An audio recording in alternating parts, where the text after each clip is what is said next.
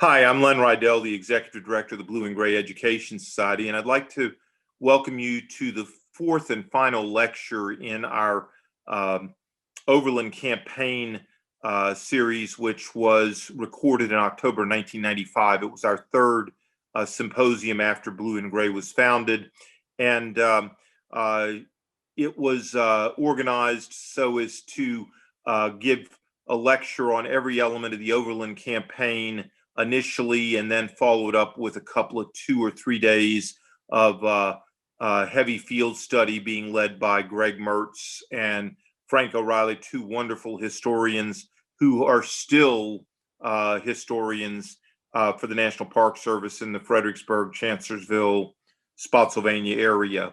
And so this was our final lecture in the Overland series, and it had to bridge the gap from Cold Harbor over to the crossing of the James, which effectively ended the Overland Campaign with the initial assaults on Petersburg. This was really an easy lecture to set up and to seek, because the most comprehensive work that had been done on the campaign, and indeed the only comprehensive work that had been done on the campaign, was Andy Trudeau, who had done a trilogy on the Overland Campaign, and then he did a fourth book subsequent that took it all the way through the surrender at Appomattox. And so Andy, who was who worked at National Public Radio in DC, and was highly respected in the area and in the field, he didn't do as detailed an amount of footnoting and so forth as you would see in other works, but he told a good story. He was a lot like Gordon Ray is, and like Shelby Foote was, or Winston Groom. All of them just had a knack for telling a good story and writing a good story. And I had read all of the series thus far that Andy had done, and where do you pick him to go? Well, we had a New Wilderness book, we had a Spotsylvania book, we had a North Anna book. So what was left but Cold Harbor and the crossing? And so when I asked Andy to do this, he could have done it all, but he graciously accepted this charter. When you see him, of course, 25 years ago, he looks like Ambrose Burnside. He's got mutton chop sideburns, and is a real character. Again, he's not a he writes, I think, a lot better than he speaks, but his words are powerful, and he presents well. And so I think that you're going to enjoy this this wrap up of the Overland Campaign, from Cold Harbor to the crossing of the James River. I've entitled it Grant Gets a Lesson in Engineering, and please join me in welcoming, and I hope you enjoy Andy's presentation on the crossing of the James River. Thanks, and we'll see you at another time. I hope you all have the maps. I'm sort of going to key everything off the maps. I don't come with the light show, I'm afraid, and the lasers and all that kind of stuff. I'm going to start with the Overland Campaign map that sort of shows the overall layout of the campaign. Mike has taken you through what's happened at North Anna. On the night of 25th of May, Grant has a conference where he's trying to figure out which way do we move next.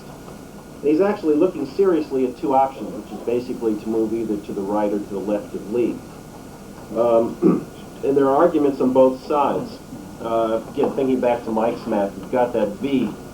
It sort of defines an area of defense, but it is possible to move around either way.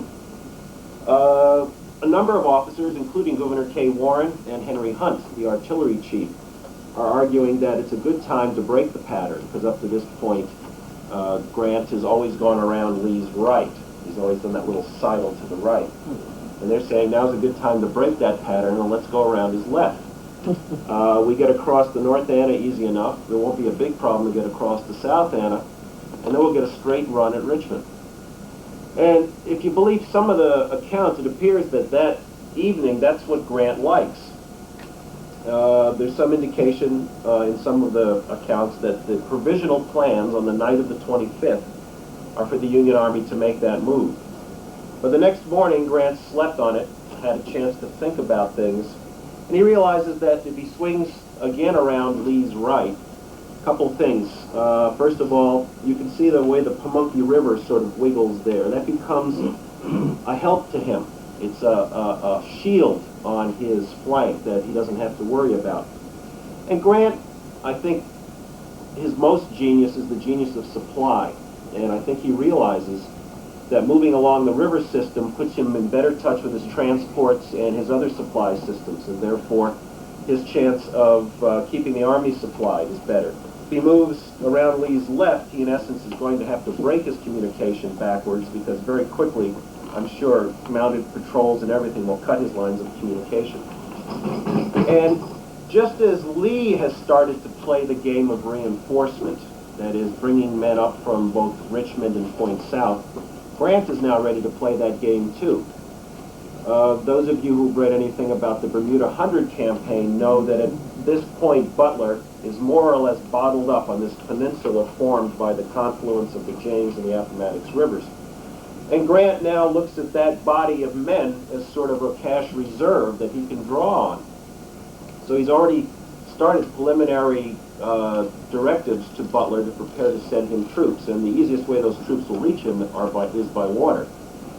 So I think after mulling that over all that night, he decides he's going to go follow the same pattern and shift around Lee's right. Now it says something, I think, and this is a part that isn't often covered when you read these histories, but there's a lot of tension in the high command of the Union Army at this point. To some extent, it's a tension between the Army of the Potomac old-timers and all of these new ones that Grant has brought in, and sort of the Grant cadre. Charles Wainwright, artillery commander, when he learns about this change, writes in his diary, this is the change, that is, Wainwright had thought the night before they were going to go around Lee's left, and then he wakes up in the morning and finds out they're going around the right. He goes, can this be the sum total of our lieutenant general's abilities? Has he no other reserve in tactics, or is it sheer obstinacy? There is also growing at this time, and I believe it really winds up playing a major factor in the debacle that happens at Cold Harbor, a real rift between Meade and Grant. When the whole campaigns really were getting underway in the spring, Grant, when he assumed the lieutenant generalcy, I think actually came expecting to clean house at the top of the Army of the Potomac. He has a dramatic meeting with Meade at Brandy Station, and Meade's selflessness, his ability to do what needs to be done to get the job done, his willingness to step aside if that's what Grant feels would be the best, wins Grant over, and Grant decides to keep Meade in command of the Army of the Potomac. But as this campaign has progressed, it's become a very painful, difficult thing for Meade. John Gibbon points out that Meade is in essence a commander directly in contact with his commander. So in essence, Meade is always giving his orders, looking right over his shoulder, and just 10 feet behind him is his boss. And I think Meade is also unhappy with Grant's tactics. You're going to see that develop as we get closer to Cold Harbor. There are odd little ways it's showing. I think it's Lyman who writes about the fact that whenever the two command parties ride close enough to be inside of each other, it almost seems to be a little race. One decides it wants the other to eat its dust. And they also, occasionally have this somewhat absurd thing of little command groups trying to ride faster and faster so one can actually be in front of the other. I think this is indicative of what's going on. While at North Anna, Phil Sheridan returns after the raid that has resulted in the death of Jeb Stuart. And while there, he learns about Sherman's successes and says, well, we should tell this to the Army of the Potomac to help inspire them to greater efforts. And in one of the more colorful phrases, Lyman writes about the fact that when Meade hears this, his eyes bulge out a couple of inches, and with a voice like a buzzsaw, he says, the Army of the Potomac doesn't need to hear of Sherman's victories to be inspired. So clearly, there are profound tensions on the command level between Grant, his group, and the Army of the Potomac leadership. Grant, too, at this point in the campaign, I'm willing to guess that the intelligence that each has on the other is fairly limited. They've been in so direct contact and moving that there hasn't been time to gather a lot of thoughtful information. So what they're getting is what they get from prisoners, which tends to be exaggerated, and that the mind game that I think generals had to play in the Civil War. I mean, they're working off of so much conflicting information, so much contradictory data, that it really becomes a combination of their own will, what they want to believe to be true, and what they sense their enemy is thinking. In the early part of the war, I think Lee was a master of that. He could certainly outthink a lot of the Union officers. Well, Grant's convinced at this point that Lee is beaten. He sends a communication to Washington that says Lee's army is really whipped. Lincoln's sort of official spy at Grant's headquarters, Charles Dana, writes, the end of the campaign is near as well as sure. So there's a lot of confidence. Interestingly, as again, Mike's pointed out that Grant realized he had walked into a trap. And the very fact that he was able to walk out of that trap convinced him that the Confederate Army was incapable of taking the offensive against him. So Grant leaves this area, I think, with a lot of confidence that one more push, one more hard shove, and Lee's army will collapse. I'm going to move on to the map now that's marked Grant and Lee, May 27th, 28th, 1864.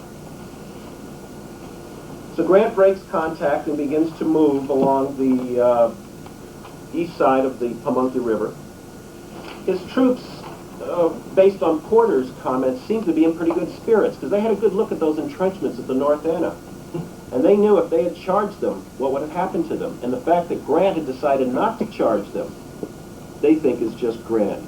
So that it proves that he's learning his lesson, that he's not going to order useless sacrifice. So Grant is cheered by the troops as they march along, heading down along there. Lee at this point now is quite uncertain what Grant's going to do. Now it becomes sort of a chess game in the sense that they've broken contact. Lee has really no direct information where Grant is getting that same mass of confusing rumors, 20,000 men seen here, 10,000 men seen here kind of thing. So he falls back to a central position, which is Atlee's Station on the railroad there, where he'll be ready to react depending on what Grant does. So Lee is very much at this point not going on an offensive position, but is taking a wait-and-see position where he can best move depending on what Grant can do. Now, Grant could, one of the logical crossing points is a place called Hanovertown. Or he could keep going further south, come across near White House, or he might even go all the way down to the James. So Lee just has to wait and see.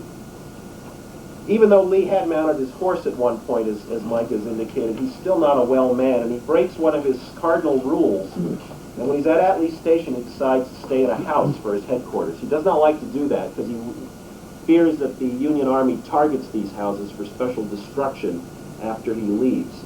And normally he likes to set up in a tent nearby a house or nearby some structure. But this time he's just so ill that he sets up in the Clark House near Atlee's Station. So it's still an indication that he's in not full recovery yet. He's also, though, making some changes in the command structure. Ewell's increasing sickness or inability to perform his command function has him put Jubal Early in temporary command of the Second Corps. So now you have a very ambitious, very egotistical, very self-confident man being put in charge of the Confederate Second Corps, and that's going to affect one of the operations that follow very soon. Well, Grant does indeed decide finally that his crossing point is going to be at Hanovertown, which nowadays is basically just one of those pillbox markers alongside the road. The village that was once there is no longer there. So early on the 28th of May, Grant starts across. The procedure is cavalry goes across first, secures the approach roads, then the various corps start coming across and forming a defensive pocket. Well, Grant decides he needs a little intelligence as to where Lee is right now, so he sends Sheridan and his cavalry out to scout around and find out. Lee at Atlee's Station decides he too wants some information about where Grant is, so he turns to his cavalry. Now, following the death of Jeb Stuart, Lee has remain undecided as to whether or not there should be a corps of cavalry under a single commander anymore. So for the moment, he's had this very awkward plan where he has broken the corps up into 3 divisions, each of which reports to him directly. He's got a division under Wade Hampton, a division under Fitzhugh Lee, and a division under Rooney Lee. It proves to be a rather awkward situation that is only resolved once he gets to Petersburg, when Hampton is put temporarily, at least, in charge of the cavalry there. So these 2 cavalry forces, each trying to find out where the other are sort of feeding forward on the roads. And at a place called Hawes Shop, small little crossroads, 2 or 3 house type of thing. The Confederates get there first. Then the Union cavalry comes rolling into town, bumps them out to the south, to the west, I'm sorry. And a short distance west of Hawes Shop, near a place called Enon Church, they find 2 Confederate divisions drawn up in a line of battle. Instantly, the Sheridan starts feeding its Greg's division that makes the contact, and instantly it forms a line of battle opposite. Curious thing about Hawes Shop, I'm willing to say I would say that Hawes Shop was probably the largest dismounted cavalry fight of the Civil War. There are a lot of, again, 2 divisions of the Confederate Cavalry Corps engaged, and by the end of this, pretty close to 2 divisions of the Federal Cavalry Corps are engaged, and they're all dismounted. This is partly because of the terrain there, which is difficult. It's not open, it's wooded, it's gully. And by the time the Federals come up, the Confederates have already assumed a position, a line of battle. And also tactically, Hampton, who was, I think, in tactical control of this, preferred the dismounted in certain situations, unlike, I think, Stuart, who would use dismounted tactics but often preferred the mounted tactics. So from 10 o'clock till dark, around the area of Enon Church, and if you visit there today, there's another of those small pillbox markers that indicate the action that took there, and there's also a small grave site for some unknown Confederates who are buried there. What marks this, I think, is probably one of the largest musketry battles of the Civil War also. I read an account that the Federals are armed with Sharps and, I think, Henrys, so they're capable of putting up an awful lot of fire. And according to one ordnance report that I saw quoted, the 1st Pennsylvania Cavalry, in the course of this battle, fired over 18,000 rounds. It's a very confused battle to get any sense of. Really, any group could ever see what was right in front of them, and you get very distorted perspectives of what's going on. It appears to have been a series of short rushes back and forth, small little advantages gained, then a counterattack would form and throw them back. Spreading throughout the day, really nothing dramatic changing in either of the positions, and both sides just banging away at the other as fast as they could reload and fire. Finally, in the evening, I guess a little like a major league manager, Sheridan calls in his closer, who's George Custer.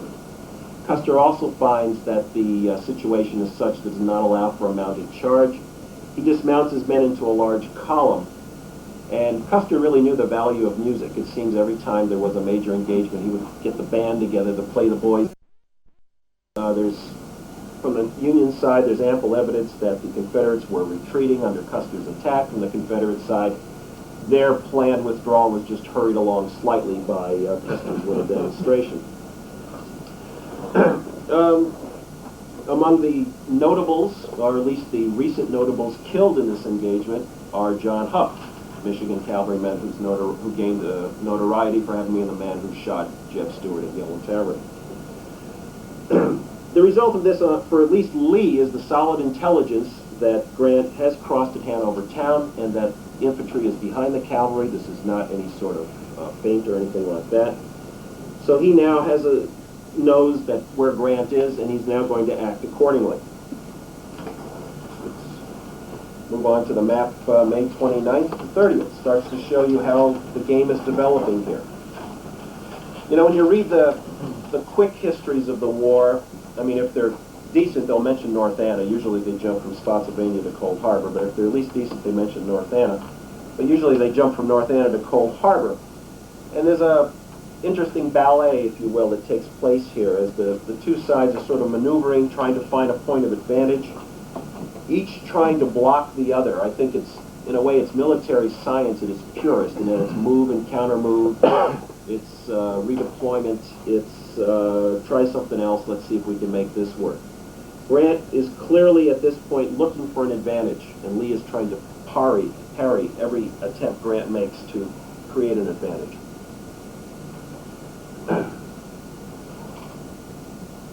On the 29th of May, I think Lee makes a decision he has been trying to think about how he could make for a long time, which is he's finally decided Ewell sort of reports himself sick, and Lee uses that occasion to officially and formally relieve Ewell of command of his corps and to put Jubal Early in charge.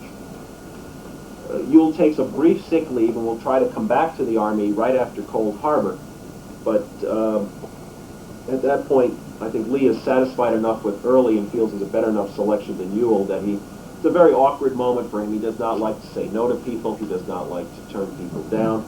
Clearly, Ewell really wants the command, and Lee has to be pretty hard on him. A number of interesting things are happening on the 29th as the armies are maneuvering for position. Lee gets a number of visitors. Jefferson Davis comes over from Richmond to see how things are going. And Lee is now making a very strong case that, again, playing that reinforcement game with Butler bottled up there, what all those troops that Beauregard has doing him down there, they do me a lot more good if I had them. I need more of Beauregard's troops. Well, you know, Davis gets his memorandums from Beauregard, too, who's basically saying, well, I'm holding them now, but I don't really have enough troops to do what I need to do, and I can't really spare anybody. And there's some evidence that also today Lee had a visit with Beauregard, and I think pressed his case as well. But there you had two equals, each of whom I think felt strongly that their front had the priority importance, and neither was willing to give anything. So Lee ends that day with a sense of frustration that his army is not going to be getting more reinforcements. Hancock moves forward. They begin to take up a line along Totopotomoy Creek. If you'll visit it, again, there's some of those pillbox markers, I think, to mark the position of the line. It's very just not good terrain for any real operations. It's a lot of lowland. It's a small stream, but the flood area on either side in the marsh is fairly extensive. And although they're basically on both sides of a bank glaring at each other at long distance, there's no real thing that Hancock feels he can do at Totopotomoy, so it becomes something of a standoff. It's at Totopotomoy where the Union lines encompass a house where a battery sets up in the front yard and begins a bombardment across the road that the housekeeper of the building, whether driven through anger or frustration or just driven crazy by the events, comes rushing out of the house with a shovel full of hot coals, flings it into a limber, and runs away. The limber explodes, I think seriously injuring a couple people in the battery. The woman is reprimanded. It's, I think, part of the sign of some of the madness that this whole campaign is just starting to engender in everyone's mind. Lee, now that he knows, again, Lee is now taking a line up across in front of, now that he knows Grant's course, he moves to block him and takes up a line in front of him.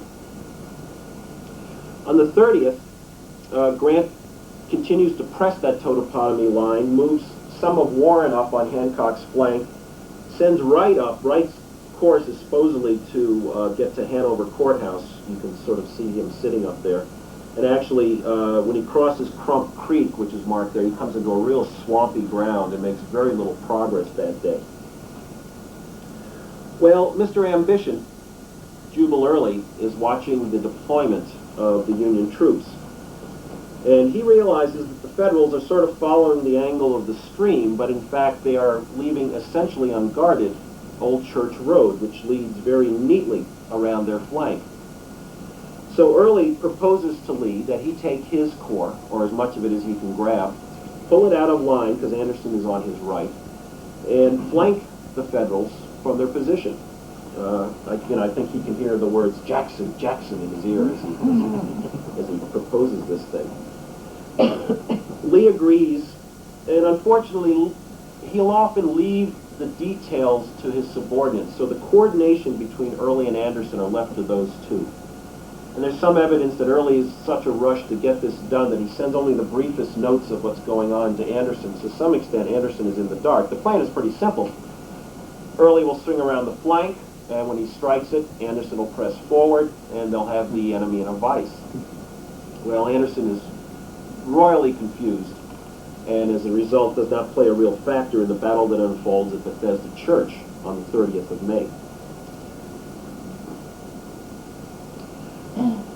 I guess it's to the lucky break for the Army of the Potomac is that the general that's holding that flank is probably the one who thinks on the defensive the most, which is Governor K. Warren. And he very quickly becomes aware that there's this road off his flank and that it represents a threat to his position. So even as Early is massing his troops to move along that road, Warren is making some counter efforts himself. He pulls out one of his divisions, which is Crawford's division, which at this point is probably, you could probably label it the soon-to-be-gone division, because two of its brigades are made up entirely of Pennsylvania reserves. These were once very stalwart troops who performed very well at Gettysburg, but the last time they pulled out their enlistment card, it says, you get to go home on May 31st. So these are guys with less than 1 day left on their enlistment, and he rolls them out onto this road just as a provisional force. The other brigade in this division is made up of heavy artillery regiments, green troops from the Washington defenses, untested in combat. So these, the Pennsylvania Reserves, one of the brigades goes down the road and starts to dig up a position. The other two, the Pennsylvania Reserve and the Heavy Regiment, take a position further back along Bethesda Church, near Bethesda Church. Well, Early completes his move and sends Rhodes' division. They form it. I think it's one of the last, I think Freeman refers to it as like one of the last grand charges, in that Rhodes spreads his whole division out perpendicular to the road. He's got them line of sight to line of sight. And he just starts them rolling down the road. And so you've got a whole division coming up against a brigade of Pennsylvania Reserves. There's some evidence this was literally a case, I think sometimes words used to describe Civil War battles do tend to understate the violence of the combat. But in this case, I really believe, based on the accounts I've seen, that that Pennsylvania brigade was pretty much steamrollered. There's evidence that Confederates passed over that position so quickly they didn't even pause to take prisoners. It suggests that the minute that the Pennsylvanians got a really view of what was coming and thinking about their enlistment up, they decided that they were going to vote with their feet, and most of them got out of there. After the war, part of the rewriting of history, of course, when they write the history of the Pennsylvania Reserves, this day will become a glorious victory for the Pennsylvania Reserves. Rhodes sweeps down. It's about 2 o'clock in the afternoon. I believe this is currently the Williamsburg Road. And if you can go along it and you have some patience, there's a whole series of signs that actually delineate some of the various lines of battle.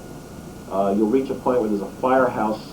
You'll sort of run out of signs, and then there'll be a firehouse on your left, and that's the site of the old Bethesda Church, or close to it anyway. There's a lot of evidence of half-preparedness in Early's plan. I think he was so eager to do something that he didn't really think through all the phases of the battle. So Rhodes, I think, his assignment was to knock down whatever federal defenses were there, and this he does. But in essence, he sort of runs by his target. His men sweep up the road, get all the way to Bethesda Church. They're well on the Union flank, but no one has really given them instructions to wheel and go north. So there's some fatal confusion there. While Rhodes' troops are reorganizing, the next part of Early's command, which is Ramser's division, comes up, and they actually start to form at an angle to take on the Union flank. Of course, this is Governor K. Warren, and the minute he realizes he's got a problem, he is rushing every piece of artillery he can find, every troop he can find. He's got men out there trying to grab these scared Pennsylvanians and get them back into order. So they're frantically digging a new defensive line. And in one of the amusing moments, General Griffin, who certainly is no slouch when it comes to combat, comes riding up and wonders why these troops are doing that. And they just say, well, those are our orders. And he Says, well, I'm not satisfied, and he rides a little bit ahead, crosses a ridge, and there he sees all of Ramser's division heading his way, and he says, I'm satisfied. He comes riding back. Well, once Ramser and Early get a view of what Warren, by this time I think Warren has strengthened his flank to the point where it becomes an assault against entrenchments. Early recognizes this and is hesitating, and I think Gary Gallagher in his biography is a little too kind on Ramser in this particular battle, because I think it's a case of ambition on top of ambition. Clearly, Ramser was ambitious and needed a feather in his cap. Early, by this whole action, is ambitious and needs a feather in his cap, and Ramser pretty much convinces Early that it's worth an attack on this line. And he launches an attack. It's a bloody defeat. His troops are heavily repulsed. So as a result, Lee has made a lunge at the Union line, has not had the significant success he could have hoped for. He loses more than Grant in this one. The Union casualties for this day are a little more than 700. The Confederate casualties are about 1,200. Lee also is learning at this point, and at the end of this day, so, talk about bad news on top of bad news, his scouts near White House, which you can see on the map in the right side and about a little below halfway on the Pamunkey River, report that steamers are arriving, and they're disgorging troops. And what Lee has feared is coming true, is that Grant is now getting reinforcements from the Army of the James at the Lead 100. So Lee's got a new problem on his hands. And the troops coming at White House represent a significant threat to him, because if you'll see, that's putting Union troops well beyond his flank and at a fairly straight run into Richmond. So he's now got a new problem he's got to solve. Move on to Grant and Lee, June 1st. I think everyone at Grant's headquarters looking at maps realizes that the town of Cold Harbor, and it's actually two towns. There's New Cold Harbor and Old Cold Harbor. New Cold Harbor is closer to Richmond. Old Cold Harbor is a little bit further east of it. So on the June 1st morning fight, we're talking mostly about Old Cold Harbor, and when we get to the afternoon, we'll be talking about the New Cold Harbor area. Sheridan's actually, Grant anticipating the arrival of troops, and the troops coming up from the Army of the James are the 18th Corps, or a composite corps that's drawing a little bit from the 18th and the 10th Corps, mostly 18th Corps, under William F. Baldy Smith, who I think Grant had gotten a lot of respect for, and supposedly, if you read Baldy Smith, was seriously considering replacing Meade with Baldy Smith at the start of the Wilderness Campaign, because Smith had functioned very well for Grant in helping to break the siege of Chattanooga. So Baldy Smith had not got along well with his commander of the Army of the James, Ben Butler, and was to some extent looking forward to getting out of there and working with a more professional crew, I guess you could consider. On the 31st, again, I've sort of jumped a day too, but 31st is a day of movement. And Sheridan actually his troopers reach Cold Harbor on the 31st of May. And Lee is reacting at that same time too, and he is starting to send Anderson down. On the night of the 30th, I think after Lee had gotten this bad news, he sends one of his few, I guess you could almost say, whining messages to Richmond, which basically says, if I am not reinforced, I fear disaster. And when Lee uses the D word, Davis finally, I think, gets the message, and he sends a peremptory order to Beauregard to send troops up to Lee. Now, you read Beauregard claims he's already figured that out and had the troops on their way. Be it as it may, Robert Hoke's division is dispatched and is heading up from the Meade 100 to reinforce Lee. So to some extent, it's becoming a race to Cold Harbor right now. On June 1st, the day starts off with a terrible piece of sloppy Union staff work.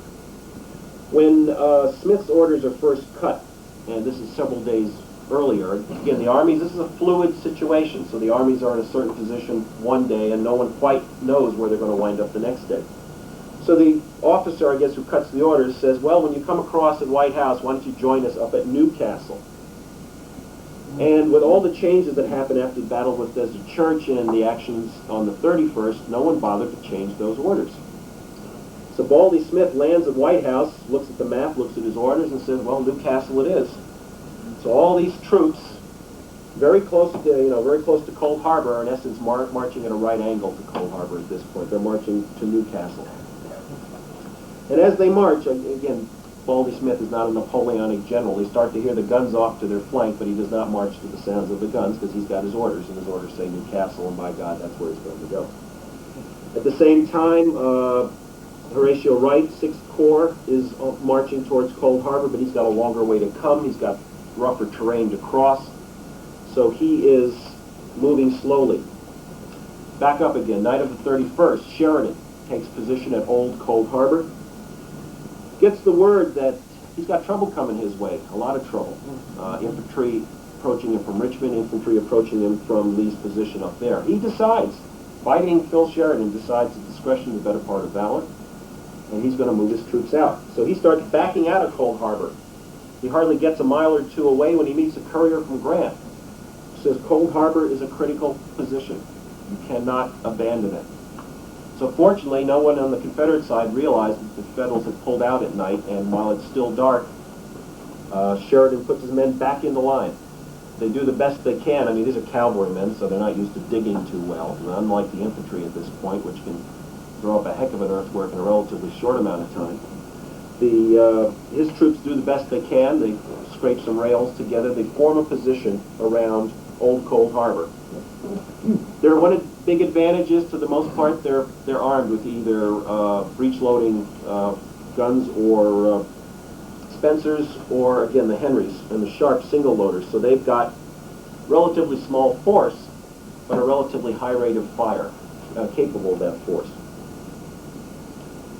One thing that bedevils both armies, and you wouldn't think it would matter a lot since the command structure is the same, the protocols are all the same.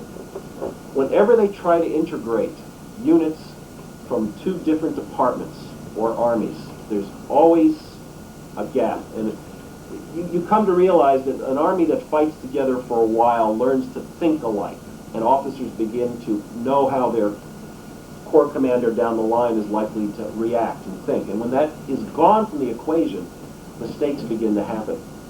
You're going to see it coming up with the Army of the Potomac and the Army of the James, but right now we're seeing it with Polk and Anderson's troops. Lee is obviously anxious to bring a superior force to bear against whatever's at Cold Harbor and to take that position. In his mind, it's meant to be an attack by both forces. For some reason, Hope believes he is subordinate in this action to Anderson. And in essence, his actions are going to be dependent on Anderson's. So as he reported afterwards after the war, he thought that Anderson was to attack first, and once his attack developed, Hope was then to move into the action. So the critical factor there is Anderson's attack in his mind. And if it doesn't develop, he doesn't move. So as Anderson moves forward, he decides he's going to put his biggest punch out front. And unfortunately, it's his most untried regiment, which is a regiment fresh up from South Carolina, 20th South Carolina. At this point in the war, I would guess an average regiment on the Confederate side is probably 100, 200, 300, 400 maybe. North Carolina regiments tend to be a little bit bigger. 20th South Carolina is like 600, 700, 800. Confederate veterans watching it march by, I mean, the story is the first element walks by and they go, what regiment's that? And they go, 20th South Carolina. They wait a half hour and they go, what regiment's that? And they go, 20th South Carolina. So they started calling it the 20th Army Corps. But it is the most unproved. It's got a politician general, Lawrence Kite, who evidence seems to be thought more in the war in terms of 1862-63 sort of style. And without a lot of preparation, he rolls his men in the line of battle and he pushes them forward against the cavalrymen. There's about 6,000 of Sheridan's cavalrymen, and they're, again, have got these breech loaders, and these are veterans. And so they hunkered down and they laid down some terrible fire. According to one account, the repeating carbines raked the flank of the hostile column while the sharp single loaders kept up a steady rattle. Well, that kind of fire coming from troops in an entrenched position was more than the 20th could take. The green troops scattered. Kite is scythed off his horse and mortally wounded, dies very quickly. These troops roll into the support troops, which are more veterans, but when you've got that many panic troops flowing over you, it takes time to get things straightened out. And of course, Anderson's wondering, where the heck is Hoke? And Hoke, in his own mind, is doing the right thing. Anderson has not really developed his attack yet. Hoke is really not doing anything. So you've got, in essence, Lee has managed to bring about 12,000 troops to a point against 6,000 troops. But the Confederate troops are attacking piecemeal. Or, again, Anderson has launched the only attack. It's a piecemeal attack, probably less than 1,000 men against 6,000. By the time he gets his act together, Union infantry reinforcements finally begin to arrive, which are Wright's 6th Corps. Smith gets about 2/3 of the way to Newcastle. He meets a courier, and the courier says, "We got new orders for you. It's Cold Harbor." So Smith at this point is hurrying his troops to Old Cold Harbor as well. Wright begins arriving around 10 o'clock in the morning. Baldy Smith comes in the afternoon. So by mid-afternoon, through a series of misfortunes, bad management, if you will, Lee's attempt to obliterate the Union foothold at Cold Harbor has failed. The Federals now have 2 infantry corps in position there. Grant is clearly looking at this as an opportune place to make something happen. Now comes to the June 1st p.m. part of the movement.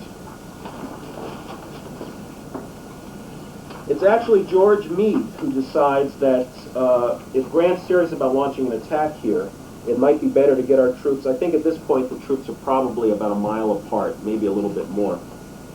And he says, wouldn't it be better if we're going to do a serious attack to get closer to them? So he suggests that the 2 corps there launch a preparatory attack that seizes lines, positions closer to the Confederate lines, so that the next day, when they charge, they don't have to run a mile, they only have to run 200 yards or something like that. So while he's doing that, Anderson and Hoke finally link up, and they begin to form their defensive line and dig up. And again, you can see that problem that comes when you have 2 disparate commands. And it's often compounded. I guess it's human nature when you sort of figure out where you're going to go. You'll pick a geographic point that everyone recognizes. So there's this gully, big gully, running from Old Cold Harbor to New Cold Harbor. And Anderson's troops sort of say, well, all right, that gully is as far as we'll go. And Hoke says, okay, well, that gully is as far as I'll go. So you've got Hoke coming up to the gully on one side, you have Anderson coming up to the gully on the other side, and no one's in the gully, which turns out to have rather disastrous consequences as the battle develops. So they are digging in at this point. So the trenches are, the shovels are flying. Well, the Federals are no better than the Confederates at coordinating units from 2 different commands. One would have thought that the plan would have been to launch a coordinated attack, but it doesn't happen that way. Smith goes forward first, attacking head-on into the Confederate entrenchments, and he makes no headway. Then the 6th Corps goes forward. Now, leading the assault here is another of those heavy regiments down from Washington, the 2nd Connecticut Heavy Artillery.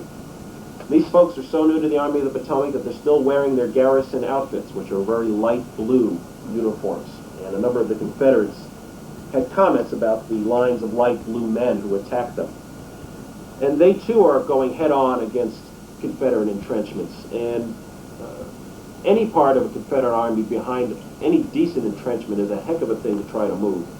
And these green soldiers are just marching in straight lines right out of 1862 as they move forward, and they just get decimated. This is the Connecticut troops getting decimated. One of the more vivid, it seemed to me, accounts of them was a soldier in the reserve line watching these neat little lines of men in light blue uniforms moving forward. He said some would fall forward as if they caught their feet and tripped and fell. Others would throw up their arms and fall backwards. Others would stagger about a few paces before they dropped.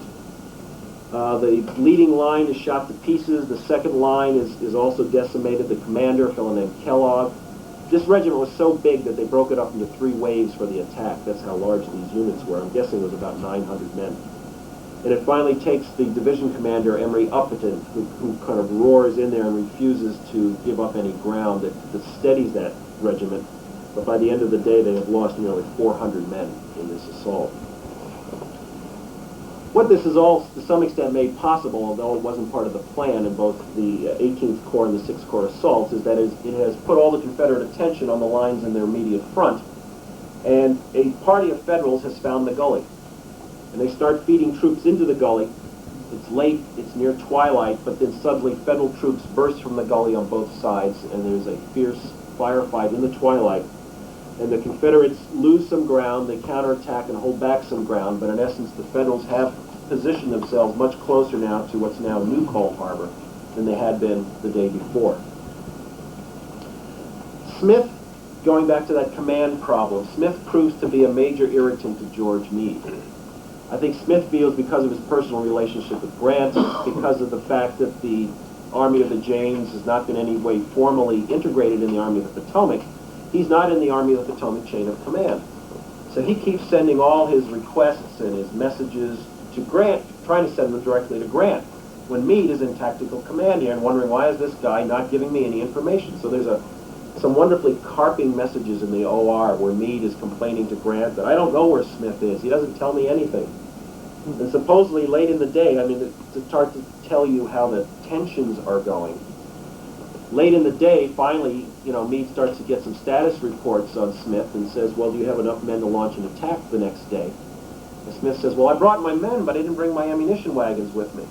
And supposedly Meade at that point turns to an aide and says, what the hell did he come here for in the first place then? So things are getting tense on the Union side, on the high command. Meade is also beginning to wonder about Grant's tactics. I mean, you can see Grant is successfully extending his line further and further south. For Meade's way of thinking, this is not massing your men for any sort of breakthrough. You are just spreading, making yourself thinner and thinner and thinner. He has very little faith that an army that's spread over a long distance can seriously launch an attack.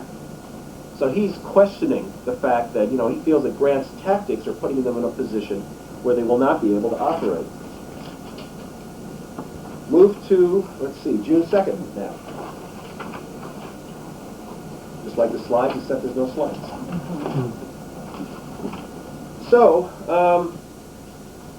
I think the worst thing that ever happened to Hancock and the Second Corps was the fact that Grant thought so highly of them that in his own mind they became his #1 shock force. Whenever there was something throughout the whole Overland Campaign, I think whenever there was a desperate attack needed, whenever there was a dangerous maneuver to make, he decided Hancock was the man. Hancock is attacking at the Bloody Angle at Spotsylvania. Hancock's the bait that he puts out there. It's Hancock that's almost hung out to dry at the Doswell House, because that corps is moving forward there. So Hancock, who is on Grant's extreme right on the night of June 1st, gets a message that he wants that corps to march all the way around the back of the Union Army, come in Cold Harbor, and on the morning of June 2nd, to launch an all-out attack on a point of Lee's lines that Grant is convinced at this point are still soft. There aren't enough troops down there, he believes, that he can punch through at that point. Well, maybe on one of Grant's maps there appeared to be an asphalt road with lots of rest stops leading from that flank to the other flank. But in reality, it turns out to be another of those nightmare marches of the Second Corps. If you read Bill's book, you'll read about the terrible march they had on the night of the 11th, trying to get to the position to attack on the 12th. Well, then they had to go through rain. Here they have at night dust, humidity, stifling heat, and Meade sends them bunches of aides to help them, none of which know which way they're supposed to go. So there are constant accounts of units winding up on dead-end roads, making the wrong turn, troops stumbling each other. And from every account I can read, every soldier said a night march is always the hardest, and that a mile feels like 5 miles at night. Add to it the confusion, the darkness, the dust.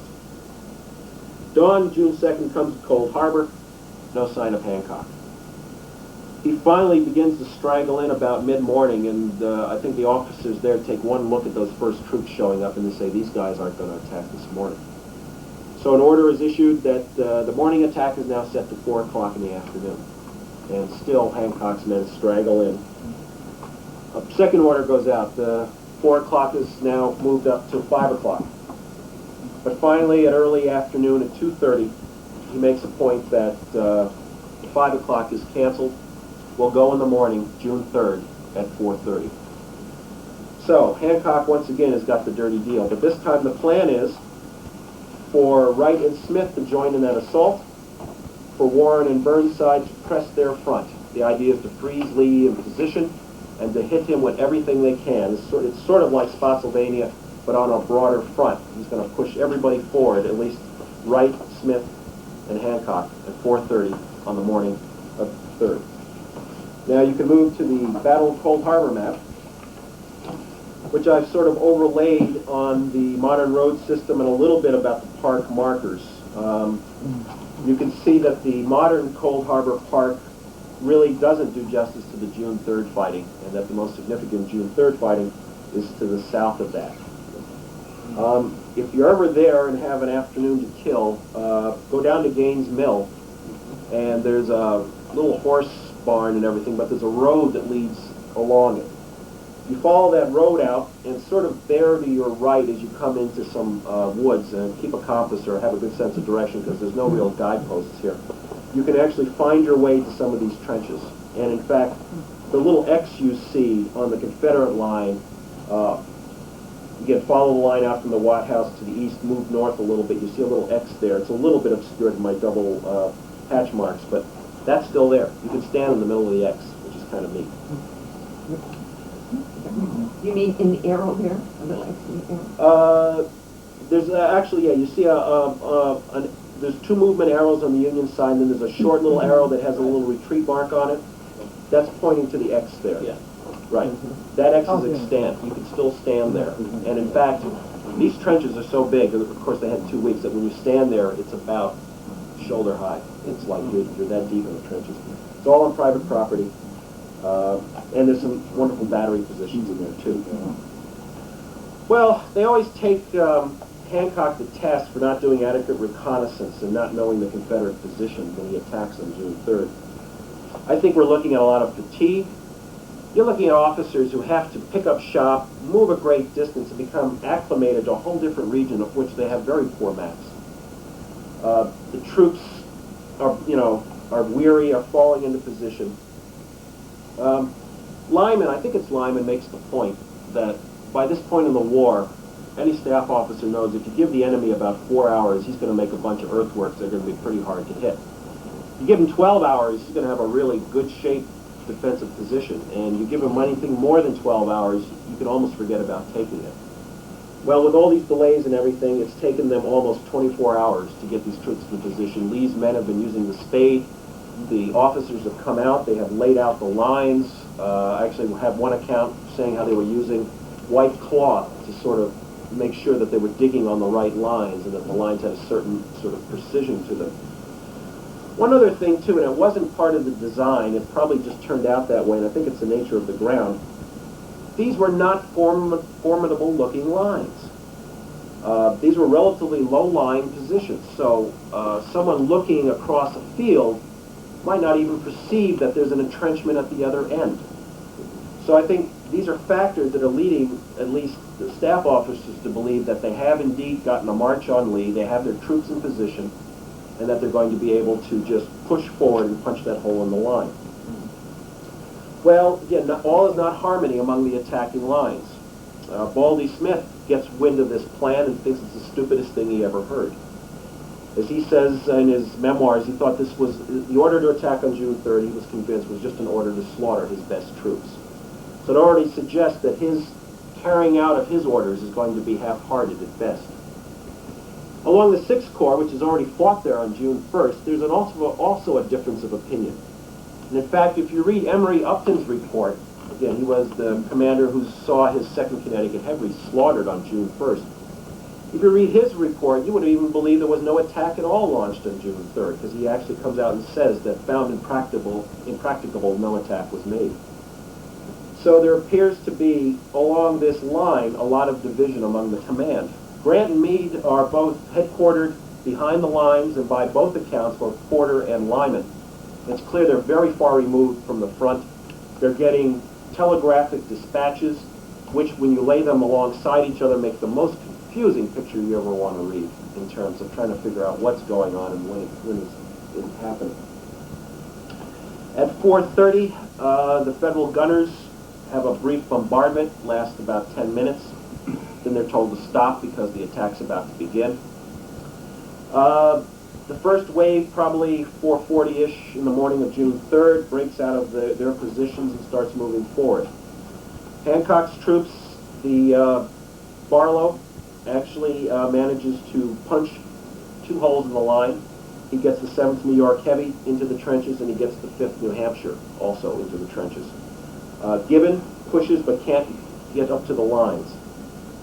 What you'll expect on the other parts, the 6th Corps, there's no real concerted assault that takes place. 18th Corps, I think Smith is basically zoned out. His troops are not moving with any sort of cohesion. They're sort of looking to the 6th Corps for their lead. As a result, some units push forward, others don't. They're unsupported. The volume of Confederate fire, by every account you read, is just horrendous. They're laying down tremendous gunfire. One officer writes about wondering why the front line has laid down. He thought there was an order he didn't hear. The entire line just went down. And when he gets to it, he realizes it's because they were all shot. I mean, it's that level of gunfire. A second wave, at least on the 2nd Corps side, pushes forward. By this time, the Confederate defenders have been able to lay a heavy fire down on the no man's land, if you will, between the Union line and the Confederate line. The supports can't come up. The 2 regiments that are there are beleaguered. Counterattacks start to form. Some Breckinridge's troops are involved. Florida Brigade is involved. It's in this fighting that Frank Haskell, who some of you got to know from his marvelous account of the Battle of Gettysburg, who's been given command of 36 Wisconsin, is shot and mortally wounded. The greenness of the 2 troops that do make the lodgment sort of comes to play now. Supposedly the commander of the 5th New Hampshire orders his troops to go from the enemy side of the captured earthworks to the Union side so they can better defend themselves. And once they get over, they don't stop. And a soldier of the 7th Heavy says that their short experience had taught them one thing, and that was to know when to run. And when they saw the Confederate counterattacks forming, they looked behind, saw their supports not coming up. They said it was time to run. So they started to run too. Piecemeal attacks on the 6th Corps are attempted again. Nothing happens. Sadly, they actually do get a division to attack on the 18th Corps, and it's this point where William Oates, in that huge biographical memoir that he wrote that he was actually able to see the dust fog on the Union soldiers' uniforms where bullets were hitting them. Gives you an idea of the gunfire that the Confederates were doing. Lee described the gunfire at this point as the sound of a constantly tearing sheet. It was that continuous.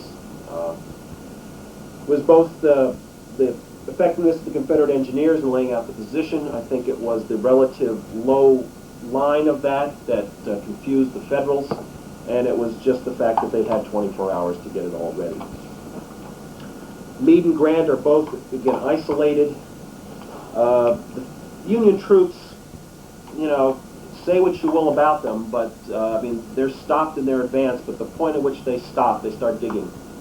So they have advanced their lines somewhat, and they get as close as they feel they can, and they start entrenching. But finally, at 1:30, the orders come down that all offensive operations will halt for the day. That night, and as he repeats later, in his biography, Grant, you know, it's the famous line, "I regret that the last assault on Cold Harbor was ever made." Grant actually that night is expressing much of that same sentiment to his officers. You'll actually see some accounts that claim 7,000 men shot down in 30 minutes. I think that's a bit of literary license. Humphreys, who did the numbers, felt that in the course of that whole day's operation, they might have lost 7,000, but the operation is spread out throughout the day because there are small attacks that linger, 10 o'clock, 11 o'clock, those sorts of things. But there's no real evidence that 7,000 men are shot down, although the numbers shot in the initial attacks are quite large. Probably the bitterest postscript has to do with the wounded laying between the 2 lines. Grant and Lee get caught up in a, I guess you almost want to call it a protocol battle. Grant wants to send parties out to bring in the wounded. Lee says, no problem, just give me a white flag. Grant doesn't want to show the white flag, or feels he doesn't have to show the white flag. And aides go back and forth, delivering their messages, proposing this. Grant plays a little bit too much, I think, reading things into Lee's thing and said, well, since you said this, I assume you agree. And Lee would write back and say, no, I didn't agree at all. You really have to show me a white flag. A few of the Union soldiers claim that they start licking the dew off the grass. This is the wounded Union between the lines. Snipers, anyone who moves, draws fire. And it's not until June 7th that Grant finally sends the white flag across, and the parties go out to bring in the few survivors that await at that point. Governor K. Warren, looking back on this whole operation, declares that the past few days have been one continuous funeral procession. I have to guess that June 4th is probably one of the lowest points in Grant's life. His entire plan, which he launched in the wilderness, to bring Lee to bay, to meet that army in a decisive battle, to somehow between Wilderness and Richmond to find that battlefield where he could fight Lee and beat him. It's never happened. He's now blocked. He really has no more maneuver left to him. He's got the Chickahominy to his south. There's really not a lot of room between him and the James. By any account, given the casualty numbers, given the lack of any significant victory, it would be hard put to say that Grant could look back at the last, from May 5th to June 4th, and figure he had achieved anything of significance. But that night, he basically settles down, says, all right, that didn't work, let's try something else. And he starts the provisional orders going forward to cross the James and to move on Petersburg. I think that, to me, is probably one of the greatest moments in Grant's career, facing what must have been the failure of all his plans, a casualty list that I know was bringing Lincoln nothing but pain. No victory, really, to tout. But he decides, all right, we didn't try that one didn't work, let's try something new. I mean, that's a tremendous amount of resilience, a tremendous amount of self-confidence, that he pulled that all together. June 4th to 12th, quickly, is a period of trench warfare. Both armies come to hate the snipers. A lot of stories about snipers. You'll read in all the accounts. I think every soldier had a sniper story to tell. On the night of the 12th, Lee at this point, I think it's a sign of the breakdown that's happening in the Army of Northern Virginia. You read Lee's messages and Taylor's messages to Lee's subordinates, and they're all saying the same thing. We got to watch those Federals real carefully. They're going to try to sneak away, and when they start to move, we got to hit them. Got to watch them real carefully. Got to watch them real carefully. Lots of those messages. It's the utmost importance. It's critical that we watch them. Well, the night of June 12th, the Union bands are serenading, and the dawn comes on the 13th. Lee's men look out, and the Federals have slipped away. They've gotten away. And according to several accounts, Freeman doesn't like to quote them because the thought of Lee actually turning the air blue with language is not something that I think Freeman is comfortable with. But by a number of accounts, when, again, after days and days of saying, we've got to watch them, they're going to move, and when they move, we've got to hit them. And when he wakes up and finds out they're gone, he's not a happy camper. A lot of accounts of, one or two accounts of Lee being mad, profanely mad on the morning of June 13th, because his one last chance to do some real damage to Grant's army has failed. So in essence, Lee, I don't know that one can look at the Overland Campaign and say that either side won, in a way. Lee has defended Richmond. He has protected some of his rail lines. He has held some strategic points, but he's been moved to within a few miles of Richmond, and the enemy still has the initiative.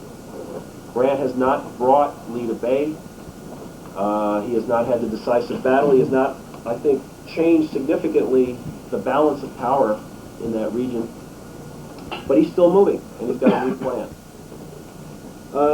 Just the actions I was looking at, just a recap in terms of the casualties. Totopotomy and Bethesda Church cost the Union about 700, cost the Confederates about 1,200. All of the operations at Cold Harbor, June 1st through the 12th, wound up costing the Federals almost 12,500 men killed and wounded. Lee lost much less, 5,000, but these were men he could ill afford to lose. To me, the ultimate statement is what happens at the end. Grant moves, he starts a new line, there's a new campaign, and as Grant had told Lincoln at the beginning of all this, there would be no turning back. Thank you.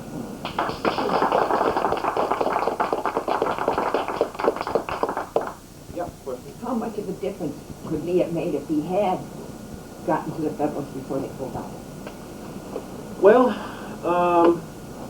an army on a move is strung out, and he could have seriously wrecked one corps. I mean, given the disparity of size, when you look at Lee's operations at Petersburg, he is consistently trying to figure out how he can wreck one corps. I mean, in a way, at North Anna, his best option was to wreck one corps. He could have wrecked one corps. It would have hung everything up.